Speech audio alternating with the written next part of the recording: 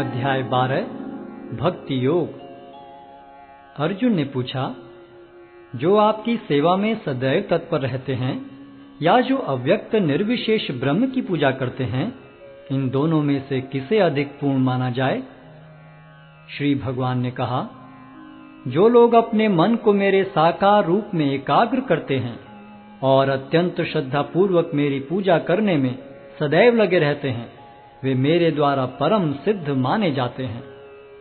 लेकिन जो लोग अपनी इंद्रियों को वश में करके तथा सबों के प्रति संभाव रखकर परम सत्य की निराकार कल्पना के अंतर्गत उस अव्यक्त की पूरी तरह से पूजा करते हैं, जो इंद्रियों की अनुभूति के परे है, सर्वव्यापी है, अकल्पनीय है, अपरिवर्तनीय है, अचल तथा ध्रुव है, वे समस्त लोगों के कल्याण में संलग्न रहकर अंततः मुझे प्राप्त करते हैं।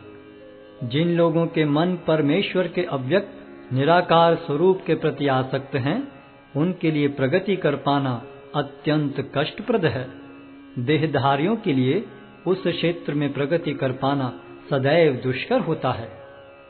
जो अपने सारे कार्यों को मुझ में अर्पित करके तथा अविचलित भाव से मेरी भक्ति करते हुए मेरी पूजा करते हैं और अपने चित्तों को मुझ पर स्थित करके निरंतर मेरा ध्यान करते हैं, उनके लिए हे पार्थ, मैं जन्म मृत्यु के सागर से शीघ्र उद्धार करने वाला हूँ।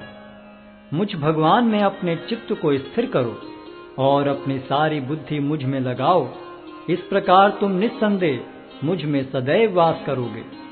हे अर्जुन, हे धनंजय, यदि तुम अपने चित्त को विचल भाव से मुझ पर स्थिर नहीं कर सकते, तो तुम भक्ति योग के विधि विधानों का पालन करो। इस प्रकार तुम मुझे प्राप्त करने की चाह उत्पन्न करो। यदि तुम भक्ति योग के विधि विधानों का भी अभ्यास नहीं कर सकते, तो मेरे लिए कर्म करने का प्रयत्न करो, क्योंकि मेरे लिए कर्म करने से तुम पूर्ण अवस्था को प्राप्त होगे।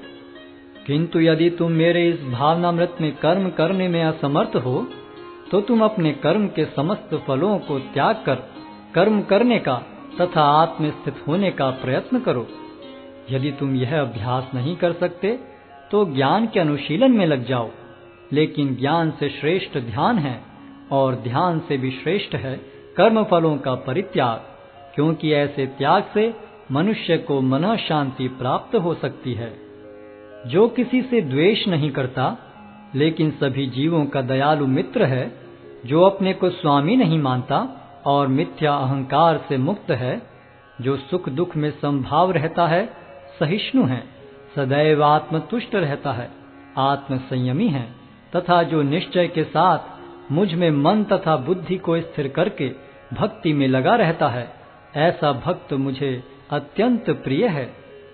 जिससे किसी को कष्ट नहीं पहुंचता तथा जो अन्य किसी के द्वारा विचलित नहीं किया जाता, जो सुख दुख में भय तथा चिंता में संभाव रखता है, वह मुझे अत्यंत प्रिय है। मेरा ऐसा भक्त जो सामान्य कार्यकलापों पर आश्रित नहीं है, जो शुद्ध है, दक्ष है, चिंता रहित है, समस्त कष्टों से रहित है और किसी फल के लिए प्रयत्नशील नहीं रहता, मुझे अतिशय प्रिय है।